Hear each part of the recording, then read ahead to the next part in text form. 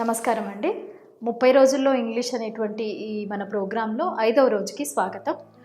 So ఇవాళ మనం discuss చేయబోయేటువంటి ఏవైతే టాపిక్ ఉందో అది వచ్చేసి sentences of order or command. అంటే ఎవరినన్నా ఆజ్ఞాపూర్వకంగా అంటే కమాండింగ్గా ఎలా చెప్పాలి, అది కూడా చిన్న ఫ్రేజెస్ తోటి, చిన్న ఫ్రేజెస్ తోటి సింపుల్ సెంటెన్సెస్తో ఎలా చెప్పాలి అనేటువంటి దాని గురించి డిస్కస్ చేద్దాము. ఓకే, సో దాని గురించి కొన్ని సెంటెన్సెస్ నేను ఇక్కడ రాయడం జరిగింది. సో ఫస్ట్ది చూసినట్లయితే ఐ సే స్టాప్ అంటే it's like a command or order. I say stop అంటే ఆపు ఇంకా అన్నట్టు అనమాట, ఆపేసే అన్నట్టు. నెక్స్ట్ స్పీక్ అవుట్ అంటే చెప్పు, ఎవరినన్నా చెప్పమన్నప్పుడు మనము చెప్పట్లేదు అనుకోండి, గట్టిగా చెప్పండి అంటాం కదా, so that speak out. Okay, next listen అంటే వాళ్ళు మనం చెప్పేది వినకుండా వాళ్ళు చెప్తూ ఉన్నారనుకోండి, కోపంగా గట్టిగా అంటాం కదా, listen or listen to me అంటే ఫస్ట్ నేను చెప్పేది విను అనడానికి listen to me. Okay, wait here అంటే ఇక్కడ ఉండు, నువ్వు ఇక్కడ వెయిట్ చేయి, ఇక్కడ ఆగు అంటాం కదా, దానికి wait here. Okay, next come here అంటే ఇక్కడికి రా అనడానికి కమ్ హియర్. లుక్ హియర్ అంటే చూడు, ఇక్కడ చూడు. టేక్ ఇట్ తీసుకో. కమ్ నియర్ అంటే దగ్గరగా రా. నెక్స్ట్ వెయిట్ అవుట్ సైడ్ అంటే బయట వెయిట్ చేయి అనడానికి. నెక్స్ట్ గో అప్ పైకి వెళ్ళు. ఓకే, సో మీరు ఈ సెంటెన్సెస్లో గమనించినట్లయితే కనుక ఇక్కడ ఎక్కడ మీకు సబ్జెక్ట్ అనేటువంటిది లేదు. అంటే ఎవరిని ఉద్దేశించి అంటున్నారని కానీ లేదా ఎవరు అంటున్నారని కానీ లేదు, సింపుల్గా ఉన్నాయి. బట్ స్టిల్ అంటే కొన్ని చోట్ల ఉంది సబ్జెక్ట్. ఓకే, అంటే ఇవి ఎవరిని ఉద్దేశించి చెప్తున్నట్టు, ఇండైరెక్ట్గా యూ అంటే ఐమ్ టెలింగ్ టు యూ అనేటువంటిది ఇక్కడ ఇండైరెక్ట్గా అర్థమవుతుంది.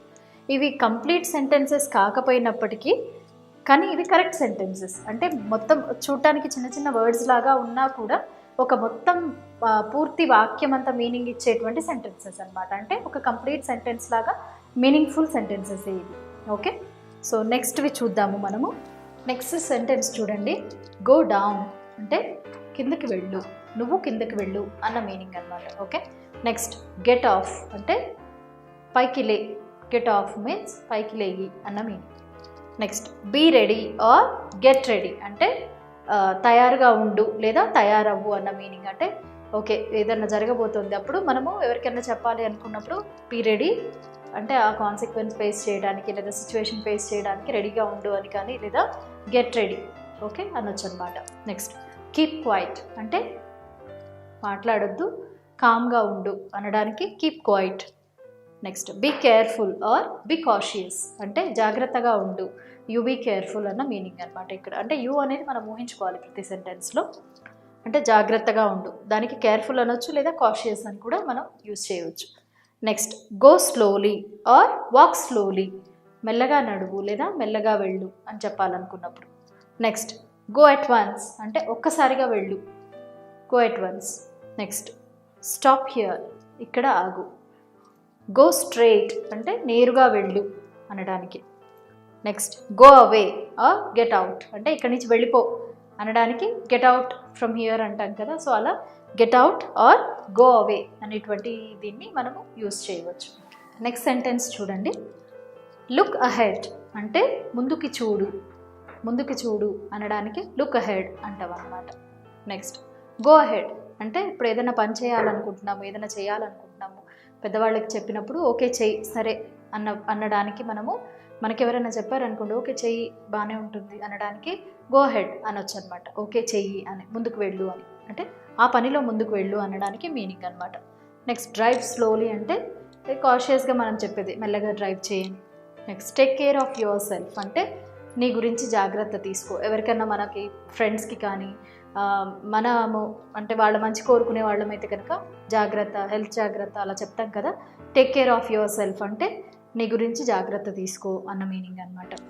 నెక్స్ట్ కమ్ సూన్ అంటే ఎవరన్నా మన ఆప్తులు కానివ్వండి, రిలేటివ్స్ కానివ్వండి, మన దగ్గరికి రావాలి అనుకున్నప్పుడు వస్తాము అంటే త్వరగా రండి అంటాం కదా తెలుగులో, దానికి మనము కమ్ సూన్ అనొచ్చు, come soon.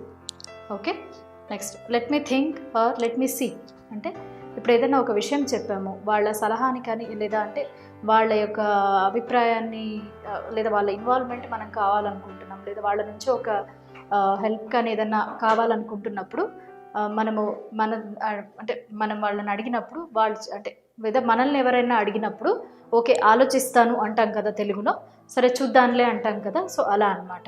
So let me think, okay నన్ను ఆలోచించుకోనివ్వు, ఆర్ లెట్ మీ సీ చూద్దాం అన్న మీనింగ్ అనమాట. నెక్స్ట్ మూవ్ అసైడ్ అంటే పక్కకి తొలుగు, పక్కకి జరుగు అంటాం కదా, సో దానికి move aside. Next think before you speak అంటే మాట్లాడే ముందు ఆలోచించి మాట్లాడు. థింక్ బిఫోర్ యూ స్పీక్, మాట్లాడడానికి ముందు ఆలోచించి మాట్లాడు అన్న మీనింగ్ అనమాట. నెక్స్ట్ డూ కమ్ అంటే తప్పకుండా రావాలి అంటాం కదా, సో దానికి do come. Okay.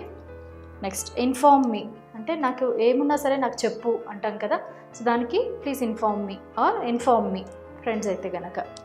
Next don't cut jokes అంటే పరాచకాలు ఆడొద్దు అంటాం కదా, ఎగతాళి చేసినట్టుగా కొంచెం జోవియల్గా ఎవరైనా పరాచకాలు ఆడుతున్నారనుకోండి, నాతో పరాచకాలు ఆడొద్దు అనటానికి డోంట్ కట్ జోక్స్ అనొచ్చు అనమాట. మనం ఎగతాళిగా ఏమన్నా అంటున్నారనుకోండి మనం ఏదనగా, అప్పుడు డోంట్ కట్ జోక్స్ అనేటువంటి సెంటెన్స్ యూజ్ చేయవచ్చు.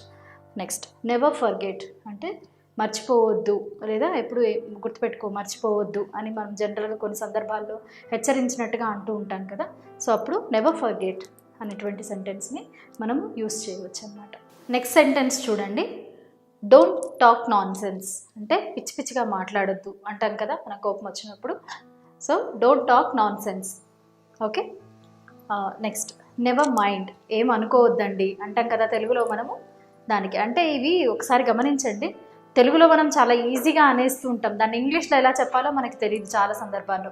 సో ఇప్పటి వరకు నేను చెప్తున్నటువంటి ఫ్రేజెస్ ఏవైతే ఉన్నాయో మీరు కొంచెం కోరిలేట్ చేసుకోవచ్చు, అరే నేను ఇలా అనాలనుకున్నాను కదా లేదా ఇలా అని ఉంటే బాగుండేది అని. సో అంత సింపుల్ సెంటెన్సెస్ అనమాట, మనకి తొందరగా కరెక్ట్ అయిపోతుంది.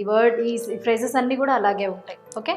సో నెవర్ మైండ్ అంటే ఏమనుకోవద్దండి అంటే ఇండైరెక్ట్గా సారీ అండి అని చెప్తున్నట్టు అనమాట.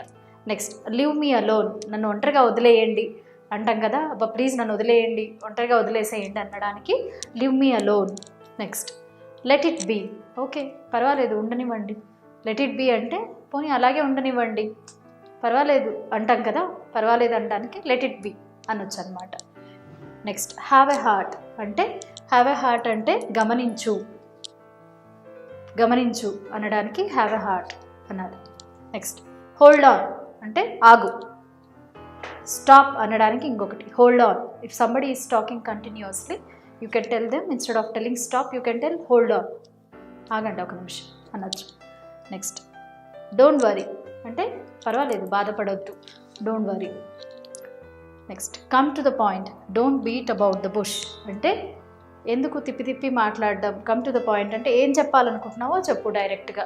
ఇండైరెక్ట్గా మాట్లాడుతూ ఉంటారు కదా కొంతమంది, అలాంటప్పుడు మనకు ఆ సెంటెన్స్ అనడం రాదు కదా, so that time you can use this sentence don't beat about the bush, come to the point don't beat about the bush.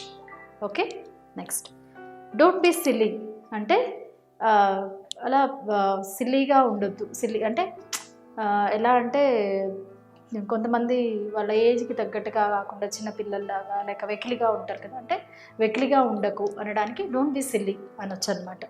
Next follow me or come with me అంటే నేను చేసినట్టుగా చెయ్యి లేదా నన్ను అనుకరించు నాతో పాటు రా అనటానికి, అంటే నేనేం చేస్తున్నానో అది చెయ్యి అనటానికి follow me or come with me okay అని అనొచ్చు.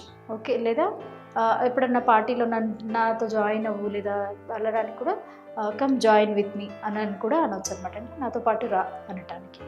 సెంటెన్స్ చూడండి, work while you work and play while you play అంటే పని చేసేటప్పుడు పని చెయ్యి అంటే ఎప్పుడు ఏ పని చేయాలో ఆ పని చెయ్యి అని, అంటే పని చేసేటప్పుడు పని చేయండి ఆడుకునే టైంలో ఆడుకోండి అన్నట్టు, అంటే ఎప్పుడు ఏ టైంలో ఏ పని చేయాలి అనేది కరెక్ట్గా చేయండి అన్న మీనింగ్.